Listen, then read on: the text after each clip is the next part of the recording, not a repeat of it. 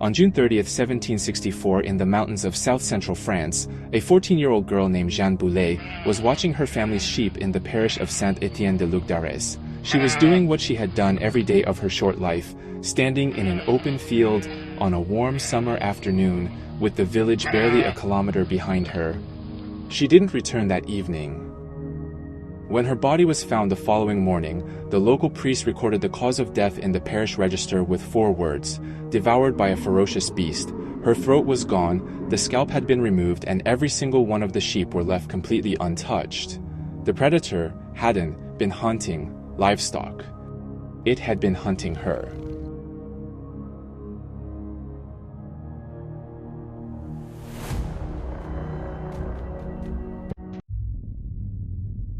To understand what happened in Gevaudan, you need to understand the place. This was not a town. It wasn't even a village in any modern sense.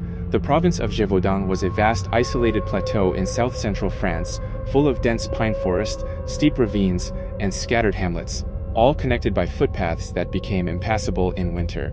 The nearest significant city was a 3-day journey on horseback. The people who lived there were among the poorest in France. Children as young as 7 worked as shepherds, spending entire days alone in open fields, often without anything that could be used as a weapon. In 1764, the population of the province was approximately 80,000 people. There were no gendarmeries. There weren't rifles in every home. When darkness came, you went inside and you bolted the door. This is the environment a predator chose. It didn't choose the forests of Paris, nor the hunting grounds of the wealthy. It chose a place where its victims would be isolated, unarmed, and far from help. Whatever the Beast of Gevaudan was, it was not a mindless animal acting on instinct. The pattern of its attacks suggests something more unsettling: selection.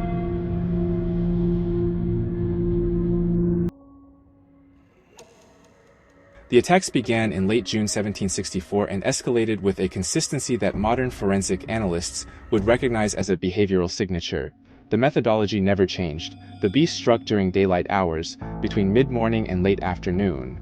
It approached from downwind, or from wooded edges where visibility was limited. It targeted the head and neck first, not the limbs or the torso, a predator specifically adapted to killing large mammals by disabling the airway. In most cases, the body was dragged a short distance before being consumed. The face and scalp were almost always removed. By the end of 1764, there were 27 documented attacks. 14 were fatal. The victims were overwhelmingly women and children. Historians have debated whether this reflects a preference or simply opportunity. In 18th century rural France, adult men worked in forested areas with tools that could serve as weapons. Women and children worked in open pasture, exposed and unarmed. In January 1765, the beast attacked a group of 8 children guarding cattle near the village of Villeray-de-Apcher. The youngest was 7 years old. The oldest was a 12-year-old boy named Jacques Portefeuille. When the beast seized one of the children, Portefeuille made a decision that would later earn him a personal commendation from King Louis XV. Instead of running, he organized the other children into a defensive formation and ordered them to use their sharpened sticks to attack the creature's eyes and face. They screamed and charged. The beast released the child and retreated. It was the first time anyone had successfully driven it away. By the spring of 1765, news of the killings had reached Versailles. King Louis XV was facing a public order crisis. Pamphlets were circulating in Paris. Satirists were mocking the crown's inability to protect its own subjects from a single animal. The pressure was political as much as practical. Louis dispatched Captain Jacques Duhamel and a company of dragoons to the province with orders to find and kill the beast. Duhamel organized hunts on a scale that had never been seen in the region, with local drives involving up to 20,000 participants, spreading across the plateau for days at a time. They killed dozens of wolves, cataloged them, measured them, and sent reports to Paris. The attacks didn't stop. In frustration, Duhamel had local wolves exhumed and re-examined. None matched the wound profiles of the victims. The teeth marks didn't match. The stride measurements that were taken from the soft ground near attack sites were wrong. One farmer, describing the creature to Duhamel's officers, said it moved like a dog, but struck low to the ground, then explosively fast over short distances. It was like nothing he had ever seen.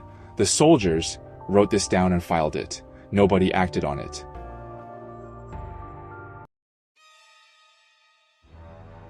In June of 1765, the king dismissed Duhamel and sent his own personal gun-bearer. His name was François Antoine, and he was described by contemporaries as one of the finest hunters in France. Antoine arrived with a larger force, a royal mandate, and private instructions to solve this quickly. On September 21, 1765, Antoine shot a large wolf in the forest of Pommier. It was roughly 80 pounds, which was significantly bigger than the regional average. He examined the stomach contents and found human remains inside. He declared the hunt over, had the wolf stuffed and mounted, and shipped the carcass to Versailles. The king officially declared the beast dead. Newspapers across France ran the story and the province celebrated. On December 2, 1765, 62 days after Antoine's announcement, a woman named Anne Morlaix was killed in the forest near the village of La Bessayre-Saint-Mary. Her throat was removed in the same manner as the first victim, 18 months earlier. The beast had never stopped. We've barely scratched the surface. There are many more dark and mysterious stories of terrifying real-world monsters to come. Don't miss out. Please like and subscribe and stay close. What the Beast of Gevaudan actually was has been debated for over 2 centuries. The contemporary descriptions are consistent enough to rule out a standard European grey wolf. Witness accounts across dozens of independent testimonies describe a creature with a reddish or tawny coat, a thick neck, a broad flat forehead, small rounded ears, and a non-canine tail that curved upward. Multiple witnesses described it moving on its hind legs when pursuing prey over fences and walls. The most persistent theory among modern researchers is that the beast was a hyena. Specifically, it is believed to have been a striped hyena, possibly imported from Africa or the Middle East, as an exotic pet that had either escaped or been released. The skull morphology matches that theory. Hyenas have extraordinarily powerful neck muscles, a disproportionately broad forehead, and a signature attack pattern that targets the head and neck. Critically, they are also capable of decapitation in a single bite. But the hyena theory has a problem. There are no documented import records for a hyena in 18th century France, and the sustained 3-year duration of the attacks, covering over 100 kilometers of territory, is unusual for a single displaced animal. Some researchers have proposed that there were 2 beasts, a parent and an offspring, which would explain the gaps in the geographic spread. There is a third theory, and it is the most disturbing. In the 1919s, a researcher named Michel Louis published an analysis suggesting the beast was a trained animal. Specifically, the theory was that it was a large mastiff crossbred with a wolf and conditioned to attack humans, and that its handler was Jean Chastel, the man who would ultimately claim to have killed it. The implication is that Chastel controlled the killings, released the animal, and then ended the reign of terror on his own schedule for reasons that remain unclear. Lewis's theory was never proven, but it was never disproven either. It explains the one thing no other theory can. It explains why every hunter in France had failed to kill the animal for 3 years, but why the killings stopped when Chastel fired his shot. By 1767, the killings had continued for nearly 3 years. The death toll stood at over 100 confirmed victims. Historians today put the number at 113. The province was economically devastated. Farmers refused to let their children work the fields. Livestock went unguarded. An entire region had reorganized its daily life around the presence of a single predator.